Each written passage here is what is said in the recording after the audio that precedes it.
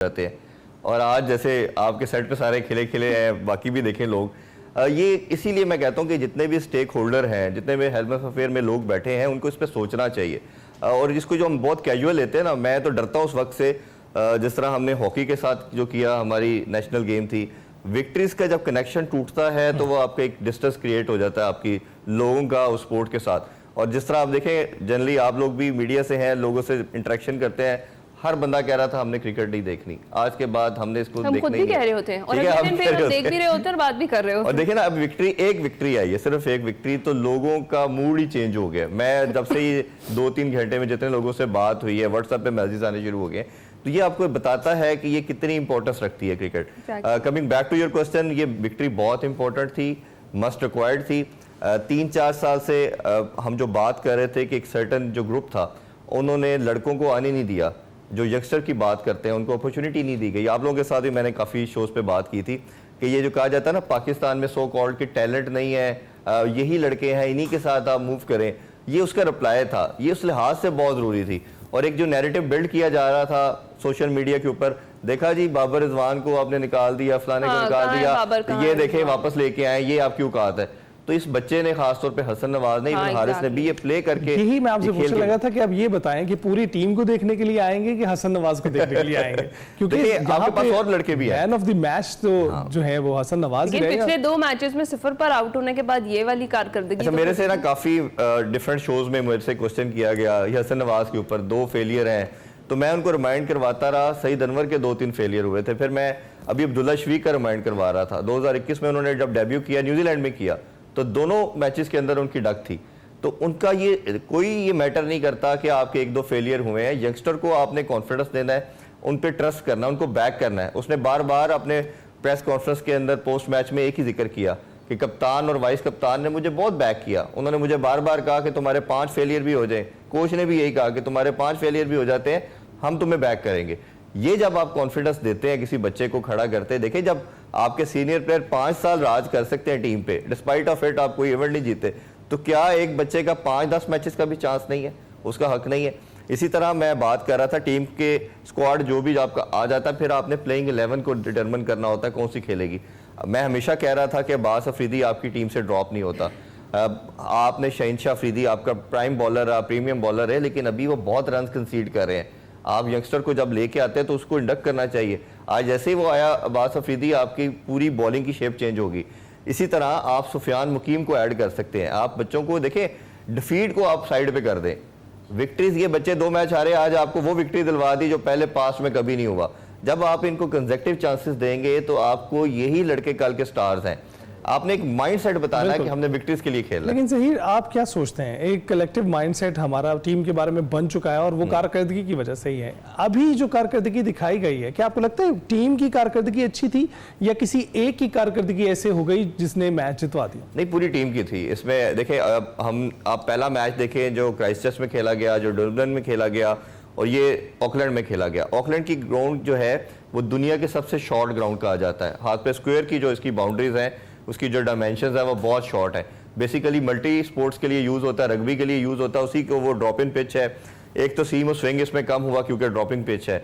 जो वैसे प्रिपेयर की जाती है पिच, उस पर नॉर्मली ज़्यादा बाउंस होता है। वो दिखा भी रहे थे, ऑलमोस्ट 2 इंच का डिफरेंस था बाउंस के अंदर भी।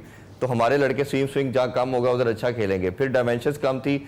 जो पावर हिटिंग की बात की जाती है, छक्कों की बात की जाती है, जब बाउंड्री कर्टेल होंगी तो हमारे प्लेयर के पास ज़्यादा चांसेस आ जाते हैं। दुनिया खासतौर पे न्यूजीलैंड की बात करें, साउथ अफ्रीका, ऑस्ट्रेलिया की बात करें, इनके प्लेयर जो है वो बड़े छक्के लगाते हैं। वो 70, 80, 90 मीटर का छक्का लगाना मसला नहीं है। हमारे जब इतनी बड़ी डायमेंशंस की बाउंड्री होती है, बाउंड्री पे कैच आउट हो जाते हैं। तो छोटी बाउंड्री होने से भी एक हमें थोड़ा एडवांटेज था। जो आपकी बात थी, देखें ये 200 पे रोकना, ये अच्छा रोकना था। ये जो पिच थी, ये 250 प्लस से जो ऊपर थी। हमारे बॉलर्स की कारकर्दगी भी बड़ी जबरदस्त रही। मैं ये कह रहा हूँ कि वो बड़ी अच्छी थी। 200 पे आउट करना, इवन हमने ऑल आउट किया।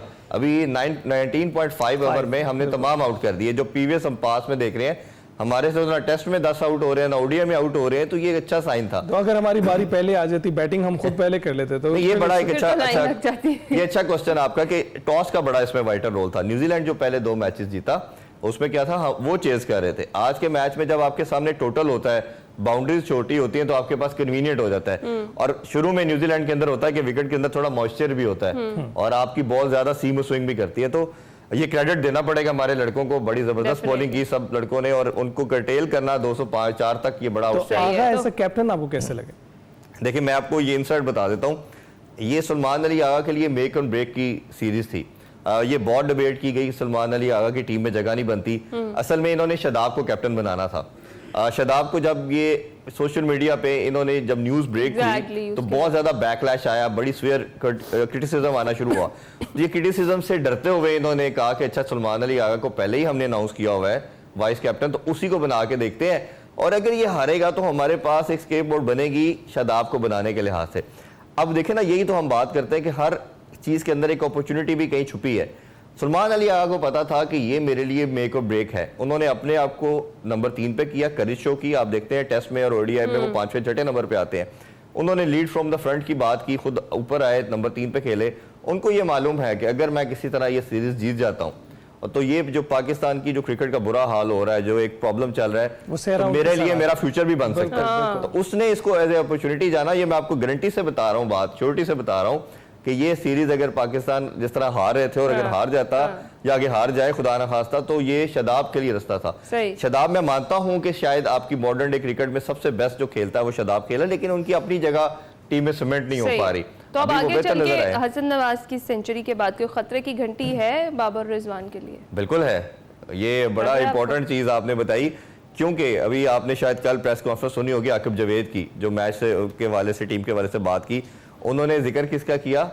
उन्होंने साइम अयूब का किया और फखर का किया कि इस टीम में जब साइम और फखर आ जाएंगे और एक आधा प्लेयर हमें मिल जाता है तो हमारी टीम बैलेंस है। अच्छा ओपनर मिल गया है फिर पाकिस्तान, बिल्कुल मिल गया है। और मैं आपको बताऊं, ये चैंपियन कप में भी परफॉर्म कर चुके हैं, तीनों फॉर्मेट में ये हसन नवाज कर चुके हैं। और हर बंदे के देखिए क्रिकेट में ये लाजमी नहीं है, एक हम जो बात करते हैं ना डोमेस्टिक खेलने वाला बच्चा आना चाहिए, वो 100% फंडामेंटल है। लेकिन अगर आपको कोई टैलेंट नजर आ जाता तो इट्स नॉट मैंडेटरी कि उसको 100 मैच खिला के आपने टीम में लाना है, आप उसे 15-20 के बाद भी ले आए, उसको आप अपने पास कैंप में रखें, उसमें एकेडमी में प्रिपेयर करें। अभी मैं जाजेब की बात कर देता हूँ, अभी उसकी सिर्फ लोगों ने 2-3 इनिंग्स देखी है, कराची से खेल रहा है, अभी जो T20 कप हो रहा है हमारा डोमेस्टिक, वो खूबसूरत हिटर है।